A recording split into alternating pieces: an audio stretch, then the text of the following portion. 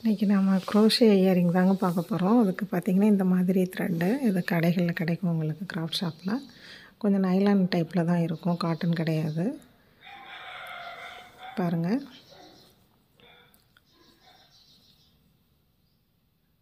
இந்த மாதிரி 2 ரிங்கு தேவை. இந்த ரிங் யூஸ் பண்ணி நம்ம பண்ணலாம். இல்லை அப்படின்னு சொன்னால் நம்ம விரலில் வந்து ஒரு 20 இதுக்கு நம்ம வந்து சர்க்கிள் நம்ம பண்ணிவிட்டு த்ரெட்டை யூஸ் பண்ணி நம்ம வந்து ஃபுல்லாக இது பண்ணிவிட்டு நம்ம செஞ்சுக்கலாம். அது நான் இன்னொரு டைம் உங்களுக்கு காமிக்கிறேன். இப்போ இந்த ரிங் யூஸ் பண்ணி பார்க்கலாம்.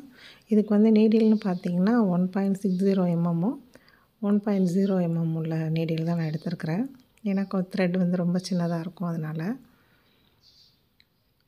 இது வந்து சாதாரணமாக நம்ம செயின் ஸ்டிச்சு, சிங்கிள் க்ரோஷே, அப்புறம் வந்து பஃப் ஸ்டிச்சு இது மட்டும் யூஸ் பண்ணி தான் நம்ம வந்து இதில் பண்ணுறோம்.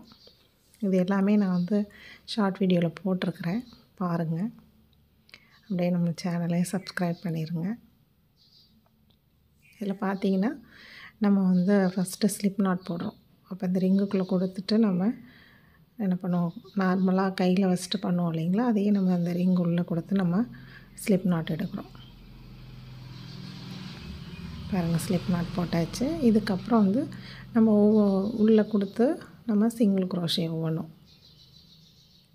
அது நம்ம நார்மலாக பார்த்திங்கன்னா த்ரெட்லேயே பண்ணுவோம். இது வந்து த்ரெட்டில் பண்ணாமல் இந்த ரிங்குள்ளே பண்ணுறோம். இதில் வந்து இத்தனை சிங்கிள் க்ரோஷே தான் போடணும் அப்படின்னு கிடையாது. இந்த ரிங்கை பொறுத்தவரை நமக்கு ஃபுல்லாக ரிங் கவர் ஆனாலே போதும், இவ்வளோ கவுண்டிங்கில். ஏன்னா த்ரெட் வந்து ரொம்ப நைஸாக தான் இருக்கும், உங்களுக்கு சில்க் த்ரெட் மாதிரி தான் இருக்கும். அதனால் வந்து இது வந்து கொஞ்சம் என்ன ஆகும், உங்களுக்கு நிறையாவே போடுற மாதிரி இருக்கும். அதனால் கவுண்டிங்லாம் இல்லை, நமக்கு ஃபுல்லாக அந்த ரிங்கு கவர் ஆகிடுச்சுன்னா ஓகே தான். உங்களுக்கு பண்ணிவிட்டு நல்லா டைட்டாக நம்ம போட்டுட்டோம் அப்படின்னா போதும். ஏன்னா நம்ம அந்த ஸ்டிச்லேருந்து நம்ம எதுவும் பண்ண போகிறதில்ல. அந்த பஃப் ஸ்டிச் வந்து நம்ம எப்படி பண்ணுறோங்கிறதையும் பார்த்துக்கோங்க. ஃபுல்லாகவே இது ஃபுல்லாக கவர் ஆகிற மாதிரி நம்ம சிங்கிள் க்ரோஷே தான் யூஸ் பண்ணுறோம். இல்லை, போடும்போதே நெருக்கமாக நம்ம போட்டுக்கணும், ஃபுல்லாக கவர் ஆகிற மாதிரி. பாருங்கள், இப்போ போட்டுட்டு நான் எப்படின்னு காமிக்கிறேன்.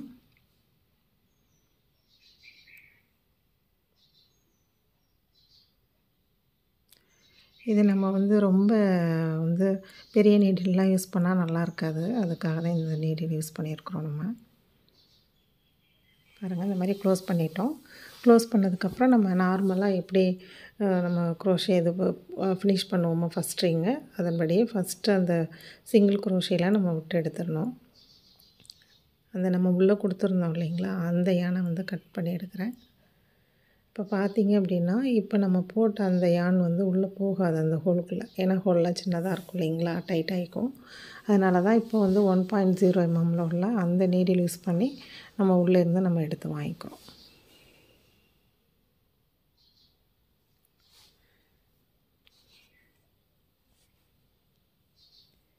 பாருங்கள், நார்மலாக போடுற ஸ்லிப் நாட் தான். நான் ஒவ்வொன்றுமே உங்களுக்கு அந்த நாட்டு எல்லாமே போட்டு சொல்லி ஷார்ட் வீடியோவில் போட்டிருக்கிறேன். நம்மளோட சேனலை பாருங்கள், கிளியராக இருக்கும் உங்களுக்கு. அப்படியே சப்ஸ்கிரைப் பண்ணாதவங்க சப்ஸ்கிரைப் பண்ணிடுங்க, பெல் பட்டனையும் கிளிக் பண்ணிடுங்க. இப்போ பார்த்தீங்க அப்படின்னா நமக்கு அந்த ஃபஸ்ட் ரவுண்டை க்ளோஸ் பண்ணியிருக்கிறோம். இப்போ வந்து நம்ம திரும்ப அதே நீடில் எடுத்து போடுறதுனா கொஞ்சம் வந்து உங்களுக்கு லூஸாக வரும். ஏன்னா இது வந்து சின்னதாக பண்ணியிருக்கிறதுனால. அதனால் போட்டு பார்த்தோம் அப்படின்னா அந்த செயின் மட்டும் நம்ம யூஸ் பண்ணிக்கலாம். அடுத்தது இதுலேயே நம்ம போடும்போது இந்த நீடில் யூஸ் பண்ணும்போது கொஞ்சம் திக்காக வரும், கொஞ்சம் லூஸாக இருக்கிற மாதிரி இருக்குது. அதனால் நான் என்ன பண்ணுறேன் அப்படின்னா, இது வந்து பஃப் ஸ்டிச்சு நான் ஆல்ரெடி இது ஷார்ட் வீடியோவில் போட்டிருக்கிறேன், தெரியாதவங்க அதை பார்த்துக்கோங்க. ஒவ்வொரு டைமும் அந்த நீடில் நம்ம சுற்றி சுற்றி கொண்டு வர்றது தான். இந்த பெரிய நீடிலில் காமிக்கிறேன் உங்களுக்கு எப்படி போடுறதுன்னு பாருங்கள். இப்போ நான் அந்த 1.0 mm உள்ள நீடில் எடுத்துட்டேன் நான். இப்போ அந்த நீடிலுக்கு மேலே சுற்றிட்டு அப்புறம் ரிங்கு உள்ளே கொண்டு வந்து திரும்ப உள்ளே எடுக்கிறோம். பாருங்கள், இப்போ கிளியராக தெரியும்னு நினைக்கிறேன். இது மாதிரி ஒரு 5 டைம்ஸ் நம்ம வந்து பண்ணுறோம். ஒன்று எடுத்துட்டோம் இல்லைங்களா, அடுத்து அந்த நீடிலுக்கு மேலே அப்புறம் ரிங்கு உள்ளே கொடுத்துட்டு ஒரு நாட் ஒரு ஸ்டிச் இப்படி இது வந்து பஃப் ஸ்டிச்சுன்னு சொல்லிட்டு நான் என்னோடய ஷார்ட் வீடியோவில் போட்டிருப்பேன். அது பார்த்தீங்கன்னா உங்களுக்கு புரியும். நம்ம ஒவ்வொன்றா எடுத்துகிட்டு அந்த உள்ளே எடுக்கக்கூடாது. நீடியில் வந்து நம்ம க்ளோஸ் பண்ணாமல் அதுலேயே நீடில்லையே அந்த த்ரெட் ஒவ்வொன்றையும் நம்ம வச்சுட்டே வரணும்.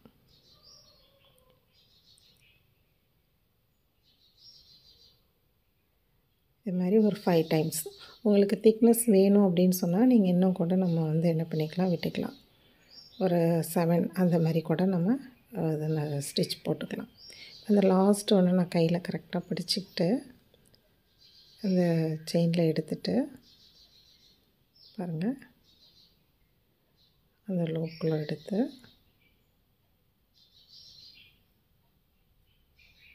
இப்போ ஒரு ஸ்லிப் நாட் மாதிரி போட்டுறேன் நான். அவ்வளோதான்.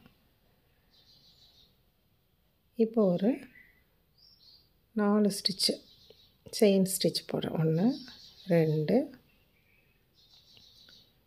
3 4 ஸ்டிச்சு போட்டுட்டு அதை வந்து நம்ம அந்த பஃப் ஸ்டிச் மேலே வந்து பார்த்திங்கன்னா ஒரு ஹோல் மாதிரி இருக்கும். நம்ம லாஸ்ட்டு ஸ்லிப் நாட் போட்டோம் இல்லையா, அதுக்குள்ளே கொடுத்துட்டு அப்படியே இதோட ஒரு ஸ்லிப் நாட், சிங்கிள் குரோஷே கிடையாது, ஸ்லிப் நாட் அப்படியே நம்ம உள்ளே கொடுத்து அந்த செயினில் எடுத்துடணும். இப்போ திரும்ப அதே மாதிரி ஒரு 4 செயின் போட்டுக்கிறோம். சேம் அதே ஹோலுக்குள்ளே கொடுத்து ஒரு ஸ்லிப் நாட். இது மாதிரி நம்ம வந்து 3 டைம் பண்ணுறோம். நம்ம பாருங்கள், எடுத்தாச்சு. ஸ்லிப் நாட்டு அப்படியே உள்ளே கொடுத்து வாங்கிடுறோம். அவ்வளோதான். அதே மாதிரி 4 செயின் போடுறோம். அந்த லூப்புக்குள்ளே கொடுத்துட்டு இது கொஞ்சம் கேர்ஃபுல்லாக எடுக்கணும். சின்ன த்ரெட்டாக இருக்கும், டக்குன்னு இது பண்ணிட்டு நழுகிடும். அதனால் கொஞ்சம் கேர்ஃபுல்லாக நம்ம பண்ணணும். இப்போ 3 தடவை போட்டாச்சு. பார்த்திங்கன்னா ஒரு 2 செயின் போட்டுக்கிறோம். 1 2 2 செயின் போட்டுட்டு இப்போ அதே மாதிரி பஃப் ஸ்டிச் வந்து நம்ம போடுறோம். ஒரு 5 டைம்ஸ் எடுத்துக்கிறோம். அந்த லென்த்து வந்து நம்ம ஃபஸ்ட்டே வந்து அந்த லூஸ் விடுறதா கரெக்டாக விட்டுறணும். நம்ம வந்து லூஸ் விடாமல் பண்ணிட்டோம் அப்படின்னம்னா ஒன்று சின்னது ஒன்று பெருசாகிடும். அதனால் நமக்கு போடும்போது பார்த்திங்கன்னா சரியாக வராது, ஈக்குவலாக வராது. அதனால் போடும்போதே நம்ம கரெக்டாக உள்ளே வாங்கி ஈக்குவலாக பண்ணிடுங்க. அந்த நீடிலில் வைக்கும்போதே ஈக்குவலாக வச்சுக்கணும். நம்ம மாதிரி 5 டைம்ஸ்.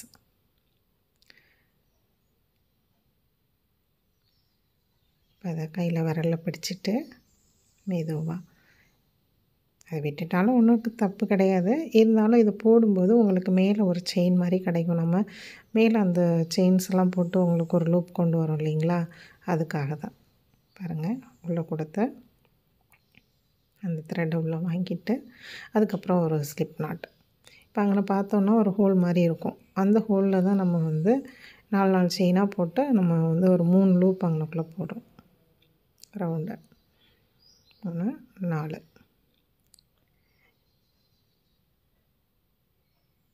உள்ளே கொடுத்துட்டு வாங்கி அப்படியே ஒரு ஸ்லிப் நாட். அது போடும்போது கொஞ்சம் நல்லா பிடிச்சிட்டு அந்த இடத்துல நம்ம இழுத்தோம் அப்படின்னா கரெக்டாக வந்துடுங்க. 1 போட்டாச்சு. அதன்படி உங்களுக்கு 3. அதே மாதிரி ஒவ்வொரு பெட்டல்ஸுக்கும் நம்ம 3 வந்து செயின் போட்டு அது மாதிரி 4 செயின் போட்டு இந்த மாதிரி 3 லூப் கொண்டு வந்து வைக்கிறோம் உங்களுக்கு மேலே.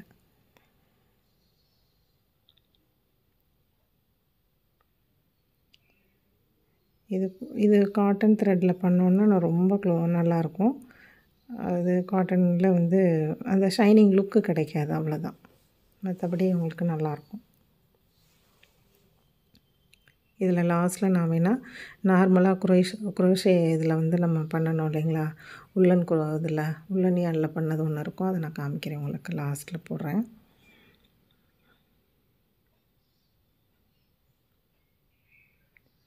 அவ்வளோதாங்க. இப்படியே ஒவ்வொன்றா போட்டு அதை ஃபுல்லாகவே நம்ம அந்த ரிங் ஃபுல்லாகவே முடிச்சிடுறோம். முடித்ததுக்கப்புறம் பார்த்தீங்க அப்படின்னு சொன்னால் லாஸ்ட் ஒன்று 2 செயின் போட்டுட்டு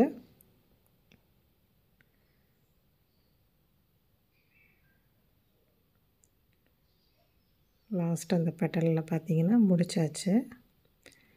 இப்போ வந்து நம்ம நார்மலாக 2 செயின் போட்டு அடுத்த பெடல் ஸ்டார்ட் பண்ணுவோம் இல்லைங்களா, அது இல்லாமல் இப்போ 2 செயினை மட்டும் போட்டுட்டு ஃபஸ்ட்டு போட்டதில் பார்த்தோம் அப்படின்னா அங்கே சென்டரில் ஒரு ஹோல் தெரியும் பாருங்கள், அதில் கொண்டு போய் நம்ம சேர்க்கணும். 1 2 போட்டுட்டு ஃபஸ்ட்டு பெட்டலில் நம்ம அந்த மேலே செயின் போட்டு இது பண்ணப்போ ஒரு ஹோல் வந்து வந்திருக்கும், அதில் நம்ம வந்து போடுறோம். போட்டு கொண்டு வந்துட்டு அதை அப்படியே பேக் சைடு கொண்டு போய் நம்ம என்ன பண்ணுறோம், ஃபினிஷ் பண்ணிடுறோம். பாருங்கள் எடுத்தாச்சு. இப்போ அப்படியே த்ரெட்டை பின்னாடி கொண்டு போயிட்டு ஒரு செயின் மாதிரி போட்டுட்டு நம்ம த்ரெட்டை கட் பண்ணிவிட்டு நம்ம எடுத்துட வேண்டியதுதான். எடுத்துகிட்டு பேலன்ஸ் இருக்கிற த்ரெட்டை வந்து பேக் சைடு நம்ம அப்படியே இன்சர்ட் பண்ணிடலாம். அவ்வளோதாங்க.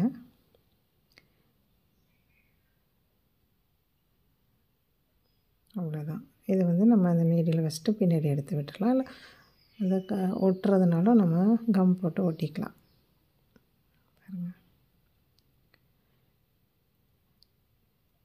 இது உங்களுக்கு பார்க்குறதுக்கு நல்லா ஷைனிங் லுக்காக இருக்குது. இது வந்து நம்ம இதுலேயும் பண்ணிக்கலாம், ஹேர் கிளிப் யூஸ் பண்ணிக்கலாம். அது கொஞ்சம் த்ரெட் வந்து பெரிய சைஸில் பண்ணிவிட்டு அதில் பீட்ஸ் வச்சு ஸ்டோன்ஸ் வச்சு கூட நம்ம டெக்கரேட் பண்ணிக்கலாம். இதை சப்ஸ்கிரைப் பண்ணாமல் பார்க்குறவங்க தயவு செஞ்சு சப்ஸ்கிரைப் பண்ணி பாருங்கள். அப்போ தான் நாங்கள் போடுற வீடியோஸ் உங்களுக்கு உடனே வரும். அவ்வளோதான். இது வெறும் த்ரெட் மட்டும் பண்ணணும் அப்படின்னா ரொம்ப வெயிட்டில் வந்து கம்மியாக தான் இருக்கும், லைட் வெயிட்டாக தான் இருக்கும், ரொம்ப ஹார்டாக இருக்காது, வேர் பண்ணுறதுக்கும் ரொம்ப நல்லாயிருக்கும். இதில் நம்ம அங்கங்கே பீட்ஸ் வைக்கிறதுனால வைக்கலாம். நான் இன்னொரு வீடியோ போடும்போது அதை பீட்ஸ் எப்படி வச்சு போடலாம் அப்படின்னு சொல்லிட்டு நான் உங்களுக்கு காமிக்கிறேன். அவ்வளோதாங்க. நார்மலாக நம்ம இயரிங் எப்படி பண்ணுவோமோ அதே மாதிரி ரிங்கையும் இயரிங் ஹூக்கையும் அட்டாச் பண்ணிக்க வேண்டியதுதான். இந்த வீடியோ உங்களுக்கு பிடிச்சிருக்கும்னு நினைக்கிறேன். லைக் பண்ணுங்கள், சப்ஸ்கிரைப் பண்ணுங்கள், அதோட ஷேர் பண்ணிடுங்க.